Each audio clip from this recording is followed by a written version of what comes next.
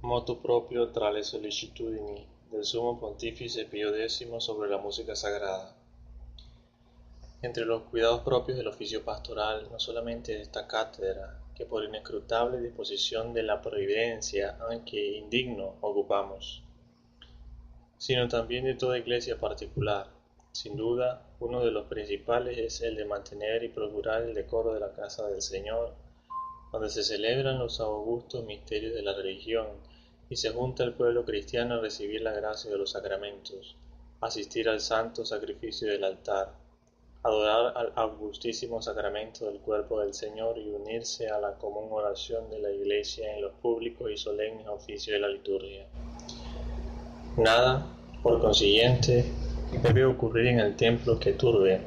ni siquiera disminuya la piedad y devoción de los fieles. Nada que dé fundado motivo de disgusto o escándalo.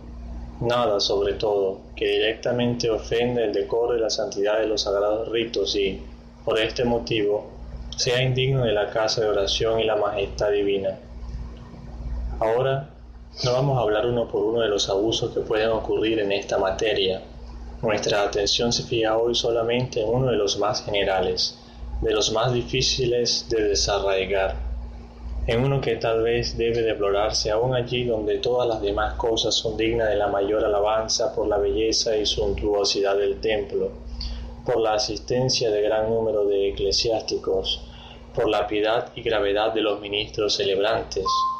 Tal es el abuso en todo lo concerniente al canto y la música sagrada. Y en verdad, sea por la naturaleza de este arte, de suyo fluctuante y variable, o por la sucesiva alteración del gusto y las costumbres en el transcurso del tiempo, o por la influencia que ejerce el arte profano y teatral en el sagrado, o por el placer que directamente produce la música y que no siempre puede contenerse fácilmente dentro de los justos límites, o, en último término, por los muchos prejuicios que en esta materia insensiblemente penetran y luego tenazmente arraigan hasta en el ánimo de personas autorizadas y pías. El hecho es que se observa una tendencia pertinaz a apartarla de la recta norma, señalada por el fin con que el arte fue admitido al servicio del culto y expresada con bastante claridad en los cánones eclesiásticos, los decretos de los concilios generales y provinciales y las repetidas resoluciones de las sagradas congregaciones romanas, de los sumos pontífices, nuestros predecesores. Con verdadera satisfacción del alma nos es grato reconocer el mucho bien que en esta materia se ha conseguido durante los últimos decenios en nuestra ilustre ciudad de Roma y en multitud de iglesias de nuestra patria, pero de modo particular en algunas naciones, donde hombres egregios, llenos de celo por el culto divino, con la aprobación de la Santa Sede y la dirección de los obispos, se unieron en florecientes sociedades y restablecieron plenamente el honor del arte sagrado en casi todas sus iglesias y capillas. Pero aún dista mucho este bien de ser general, y si consultamos nuestra personal experiencia y oímos las muchísimas quejas que de todas partes se nos han dirigido en el poco tiempo pasado desde que plugo al Señor elevar nuestra humilde persona a la suma dignidad del apostolado romano, creemos que nuestro primer deber es levantar la voz sin más dilaciones en reprobación y condenación de cuanto en las solemnidades del culto y los oficios sagrados resulte disconforme con la recta norma indicada. Siendo en verdad nuestro vivísimo deseo que el verdadero espíritu cristiano vuelva a florecer en todo y que en todos los fieles se mantenga, lo primero es proveer a la santidad y dignidad del templo, donde los fieles se juntan precisamente para adquirir ese espíritu en su primer e insustituible manantial, que es la participación activa en los sacramentos,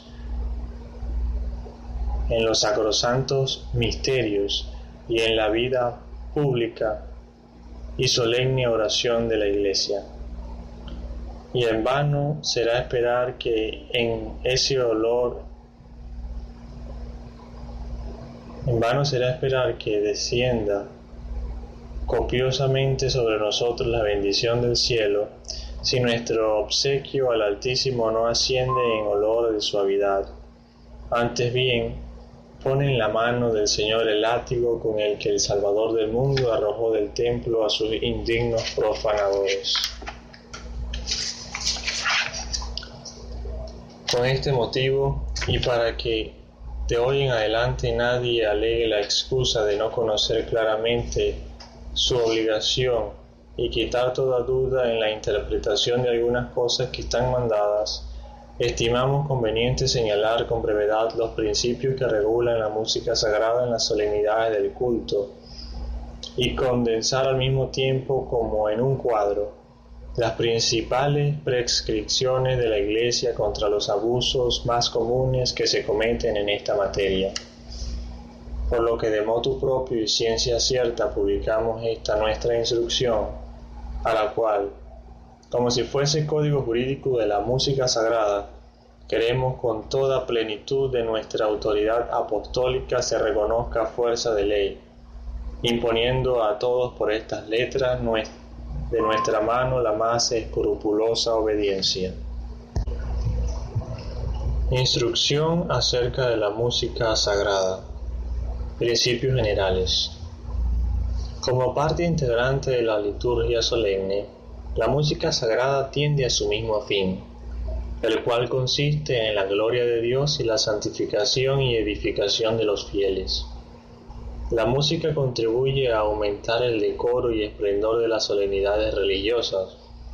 y así como su oficio principal consiste en revestir de adecuadas melodías el texto litúrgico que se propone a la consideración de los fieles, de igual manera su propio fin consiste en añadir más eficacia al texto mismo,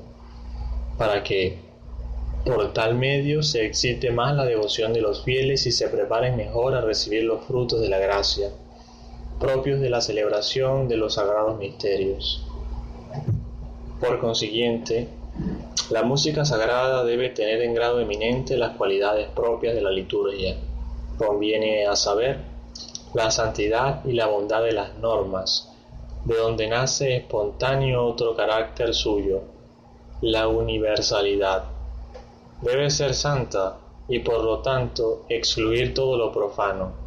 no solo en sí misma, sino en el modo con que la interpreten los mismos cantantes. Debe tener arte verdadero, porque no es posible de otro modo que tenga sobre el ánimo de quien la oye aquella virtud que se propone la Iglesia al admitir en su liturgia el arte de los sonidos. Mas a la vez debe ser universal, en el sentido de que, aun concediéndose a toda nación que admita en sus composiciones religiosas aquellas formas particulares que constituyen el carácter específico de su propia música, ésta debe estar de tal modo subordinado a los caracteres generales de la música sagrada, que ningún fiel procedente de otra nación experimente al oírla una impresión que no sea buena. Géneros de música sagrada. Hállanse en grado sumo estas cualidades en el canto gregoriano, que es por consiguiente el canto propio de la Iglesia romana, el único que la Iglesia heredó de los antiguos padres, el que ha custodiado celosamente durante el curso de los siglos en sus códices litúrgicos,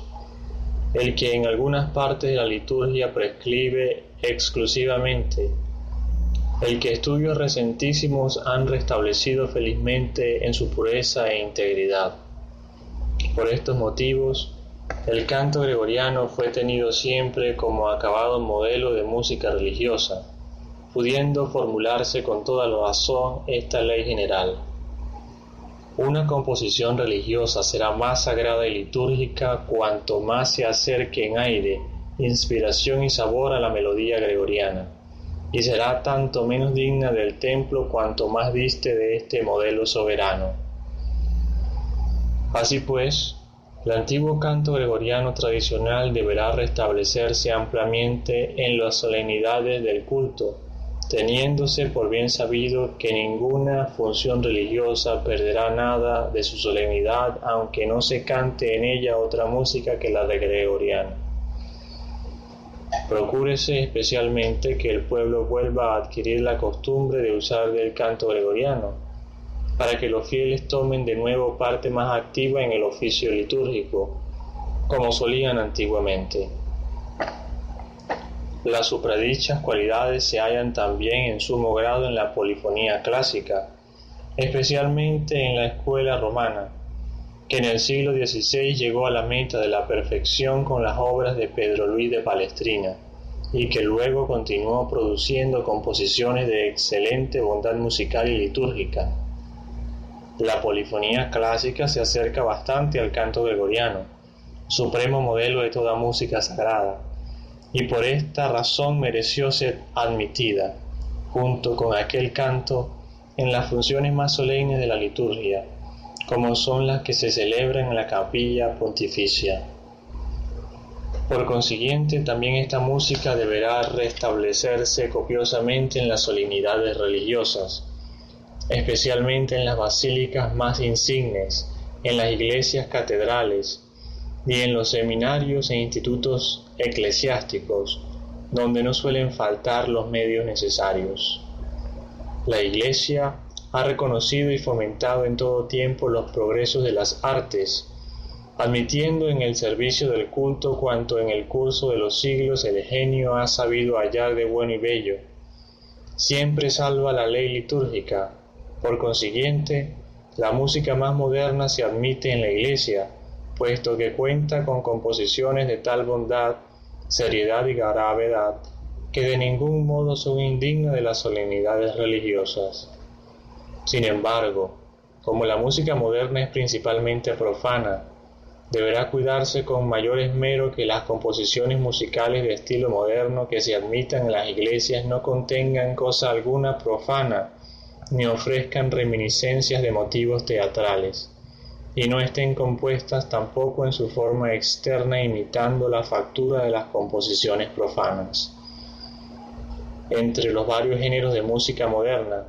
el que parece menos adecuado a las funciones del culto es el teatral, que durante el pasado siglo estuvo muy en boga, singularmente en Italia. Por su misma naturaleza, este género ofrece la máxima oposición al canto gregoriano y a la polifonía clásica, y por ende a las condiciones más importantes de toda buena música sagrada, además de que la estructura, el ritmo y el llamado convencionalismo de este género no se acomodan sino malísimamente a las exigencias de la verdadera música litúrgica. Texto litúrgico. La lengua propia de la Iglesia romana es la latina, por lo cual está prohibido que en las solemnidades litúrgicas se cante cosa alguna en lengua vulgar,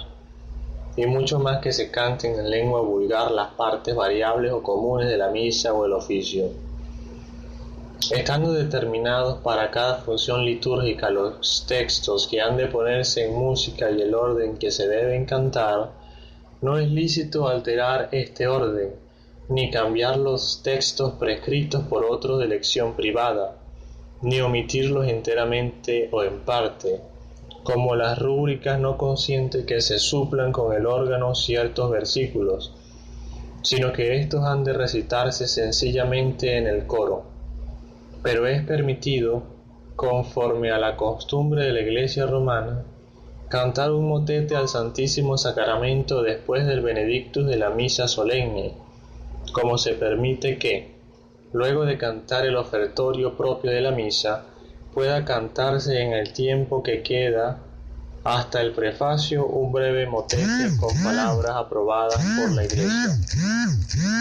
El texto litúrgico ha de cantarse como está en los libros, sin alteraciones o posposiciones de palabras, sin repeticiones indebidas, sin separar sílabas, y siempre con tal claridad que puedan entenderlo los fieles.